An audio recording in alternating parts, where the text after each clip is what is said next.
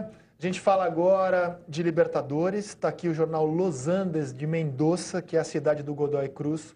Godoy Cruz é como a gente chama o time argentino. O nome completo é Clube Deportivo Godoy Cruz Antônio Tomba. Por isso que é a ilusão tombina no topo da Copa Libertadores. Vivendo e aprendendo. São os tombinos, os torcedores do Godoy Cruz, que estão liderando o grupo do Atlético Mineiro. Ariel Palacios, este assunto é com você. Bom dia, bem-vindo ao Redação. Tudo bem por aí em Buenos Aires? Tudo bom dia, Rizek, da Pieve, Tim Vickery. Bom, o Godoy Cruz, da província de Mendoza, derrotou o boliviano Sport Boys. O Godoy Cruz, que era o anfitrião ontem, venceu por 2-0 com gols de Guillermo Fernandes e Javier Correa. E desta forma, o Godoy Cruz fica como líder do grupo 6, com folga, bastante folga, aliás, sobre o Atlético Mineiro e o Libertad, o time do Paraguai. Este clube argentino, Godoy Cruz, surgiu da fusão de dois clubes e por isso tem esse nome comprido que o Rizek citou. É o Clube Esportivo Godoy Cruz e o Clube Deportivo Bodega Antônio Tomba. E aí foi criado o Clube Deportivo Godoy Cruz Antônio Tomba, que tem a interminável sigla CDGCAT, né? O CDGCAT. Seria dito rápido. E é mais conhecido como Godoy Cruz ou com o apelido que ele citou de Tomba.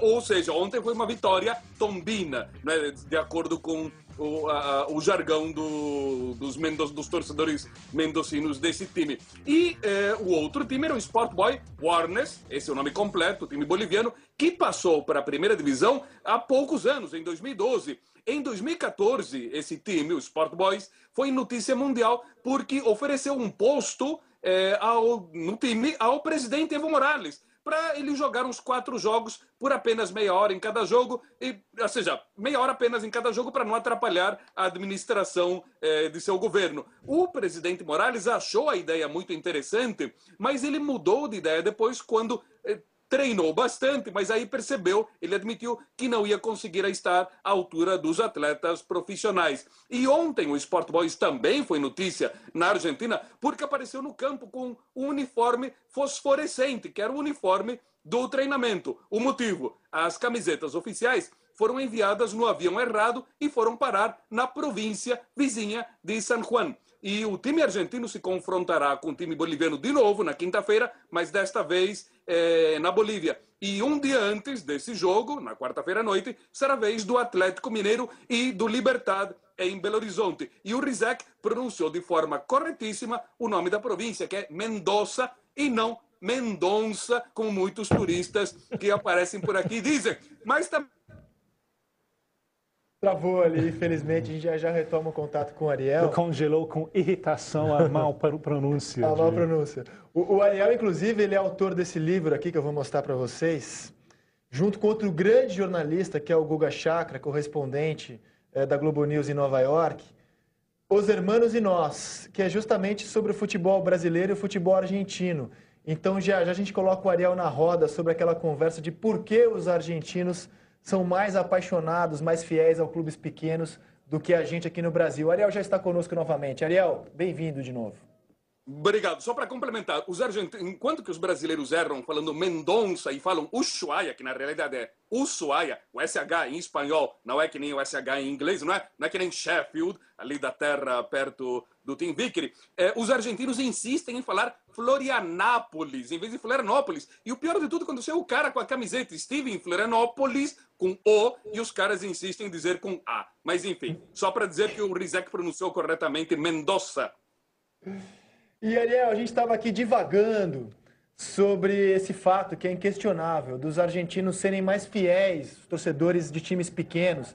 Não tem aquela coisa, eu sou argentino Júnior e Boca, eu sou Belgrano e River. O cara é torcedor fiel do time pequeno, ainda que o time pequeno não ganhe nada. E sobre como isso é comum também na Inglaterra e incomum cada vez mais no Brasil. Você tem alguma tese sobre isso? Já pensou sobre o assunto? Por que isso acontece? Eu ouvi antes a tese do Arthur, concordo, acho que em parte é isso, acho que também em parte se deve que o argentino é bastante bairrista, e quando digo bairrista, é bairrista do bairro mesmo. Então a pessoa que cresce nas redondezas do bairro de Liniers, de Versalhes, de Vijaluro, torna-se torcedor do time que está ali, que é o Vélez Sarsfield. Não é? Da mesma forma como uma pessoa que é de Boedo ou de Almagro acaba torcendo para o São Lourenço. Então isso é bastante frequente. Logo você tem torcedores do River, do Boca, de vários bairros, de várias cidades do país. Mas eu acho que há uma conexão dos argentinos muito mais forte com o seu bairro natal ou o seu bairro de criação. Então acho que isso, independentemente se o time vence ou não vence, se o time foi fundado há 100 anos e nunca saiu da segunda divisão, como aconteceu até pouco tempo, o Atlético Tucumã desde a sua fundação havia permanecido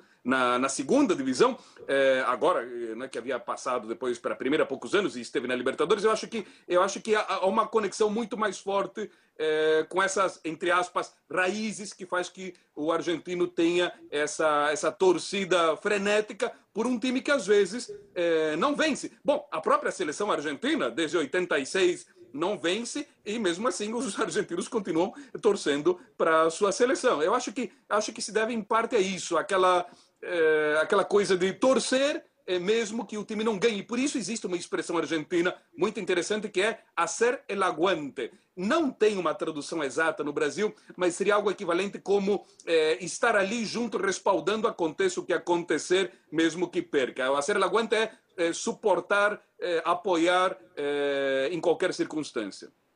E Ariel, esta seleção argentina está sem treinador já há 11 dias. Como estão as conversas com Jorge Sampaoli? Bom, houve um impacto muito negativo em Sevilha sobre as negociações entre a AFA e o técnico. São Paulo primeiro fez um suposto mise-en-scène para dissimular as coisas.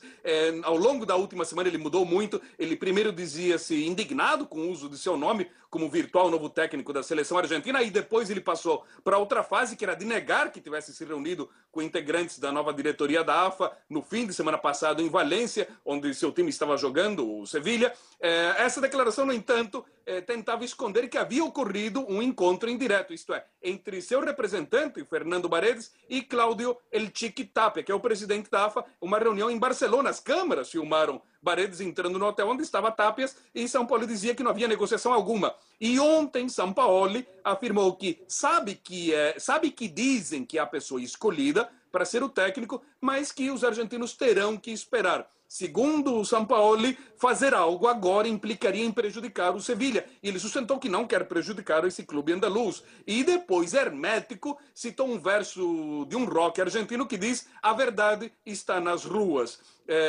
Como se fosse uma espécie de confirmação que sim, os rumores estão certos e que ele será o novo técnico. Enquanto isso, em Sevilha, a imagem de São Paulo passou em pouco tempo de ser a de um herói para os torcedores locais a de ser um traidor, um potencial traidor que seria capaz de abandonar o time em plena etapa decisiva lá na Espanha. E mais do que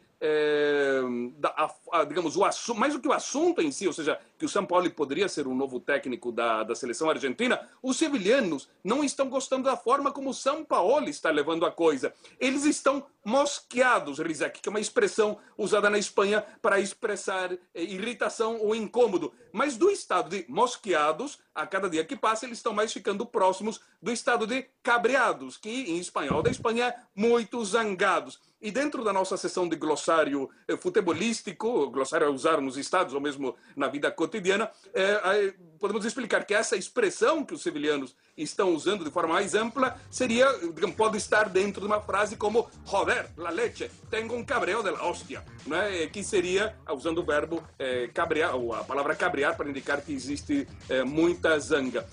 E por isso mesmo que há uma pesquisa online do Infosevigismo, que é um site dos torcedores, que perguntou aos internautas a forma com a qual classificariam o São Paulo. E o resultado foi este: 40% consideram pouco confiável, outros 24% definem como dinheirista. Dos internautas, 21% afirmam que o São Paulo é um traidor e 15% sustentam que ele é um mentiroso. Não há adjetivos positivos para o São Paulo nesta pesquisa. Por via das dúvidas, o Sevilha já está buscando um substituto para o São Paulo. Uma das alternativas é Ernesto Valverde, mais conhecido como Chingurri, e aí mais o vocabulário basco desta vez.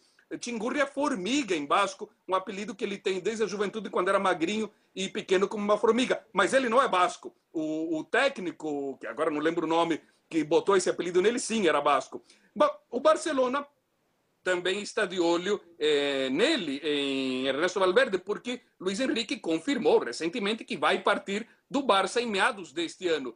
E o outro potencial substituto para o São Paulo e no Sevilha é o outro argentino, Eduardo Berizzo, que é atual técnico do Celta de Vigo. E voltando rapidamente para o São Paulo, Rizek, para complicar, sua imagem também está ficando muito manchada no Chile, onde ele foi técnico da seleção, pois ele estaria canibalizando 3 profissionais que ele conhece desde a época na qual ele era técnico da La Roja e agora estão trabalhando com o atual técnico do Chile e está tentando convencer esse pessoal a ir com ele para a Argentina. Mas vamos ouvir o que o São Paulo falou sobre estes assuntos. Rizek.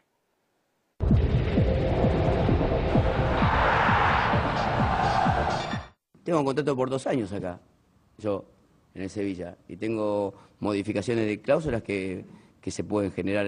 Hay que ver las intenciones de Sevilla, que el presidente ya dijo que va a hablar conmigo cuando terminen estos 6 partidos, las intenciones de las posibilidades que tenga como profesional, que todo el mundo la tiene y tiene derecho, como tiene derecho un jugador a irse por una cláusula, también tendrá derecho un entrenador, pero hoy por hoy decirle que sin hablar yo, con el proyecto que necesita la Federación Argentina, no tengo ni la menor idea de que puede pasar o no puede pasar.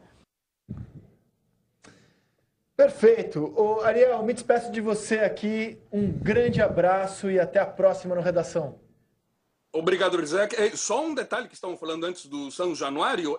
O São Januário é, na realidade, um santo italiano, São Genaro, famoso em São Paulo, até pela festa de São Genaro, não é? E ele é patrono em São Paulo do Atlético Juventus, mais conhecido como Juventus da Moca. Olha só a presença italiana dissimulada ali no Rio de Janeiro, mas muito evidente em São Paulo.